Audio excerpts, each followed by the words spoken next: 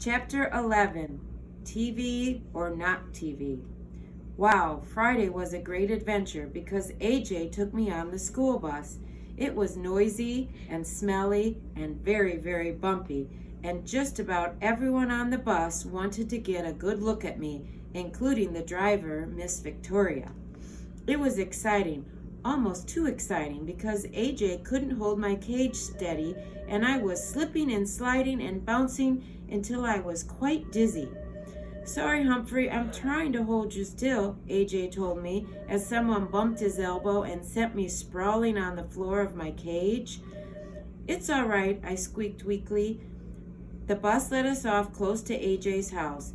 It was a 2-story old house with a big porch. As soon as I entered, I got a warm welcome from AJ's mom, his younger brother Ty, his little sister Deely, and his baby brother Bo. Anthony James, introduce us to your little friend, his mom said, greeting us. Anthony James? Everyone at school called AJ by his initials or just AJ. This is Humphrey, he answered. Hello, Humphrey, said Mrs. Thomas. So how was your day, Anthony?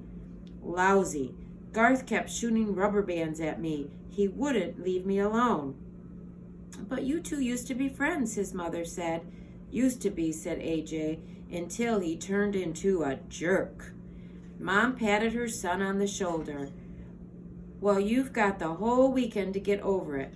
Now take Humphrey to the den and get him settled. Mrs.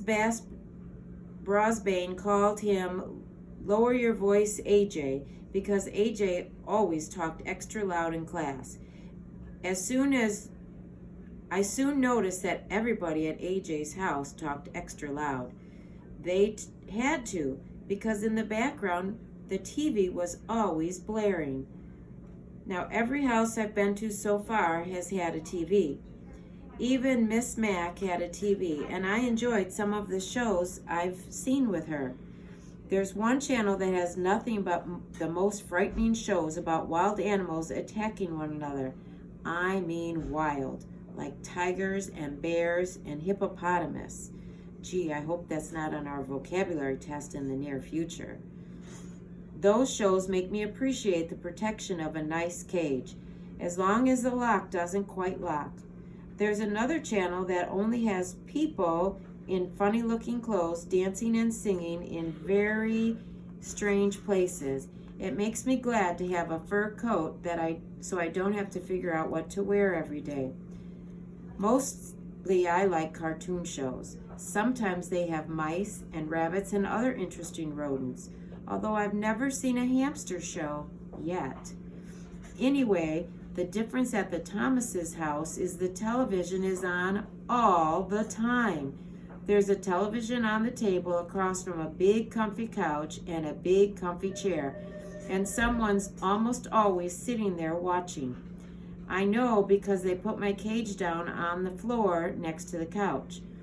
I had a very good view of the TV.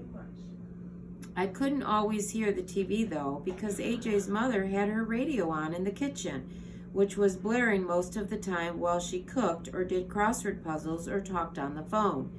No matter what she did, the radio was always on. When AJ's dad came home from work, he plopped down on the couch and watched TV while he played with the baby. Then AJ and Ty plugged in some video games and played while Dad watched.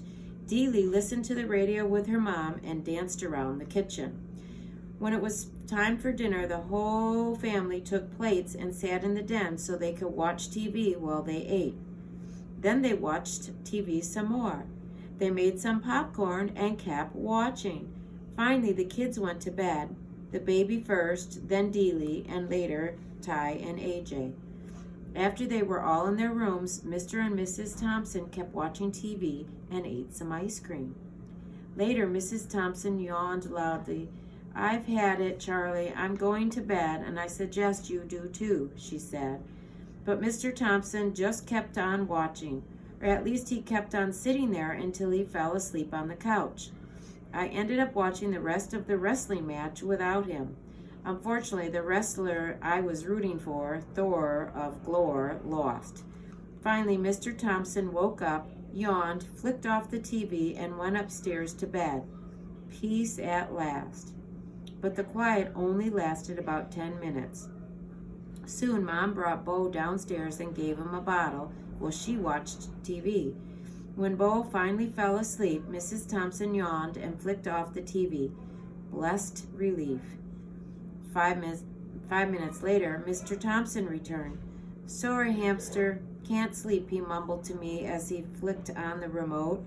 He watched and watched and then dozed off again, but the TV stayed on, leaving me no choice but to watch a string of commercials for car waxes, weight-reducing programs, exercise machines, and red-hot harmonica classics. The combination of being nocturnal and being bombarded with sight and sound kept me wide awake. At the crack of dawn, Deeley tiptoed into the room, dragging her doll by its hair, and switched to a cartoon show about princesses. She watched another show about cats and dogs. Scary. Then Mr. Thomas woke up and wanted to check on some sports scores. Mrs. Thomas handed him the baby and his bottle, and soon the older boys switched over to video games, and their parents watched them play. It was loud, loud, loud.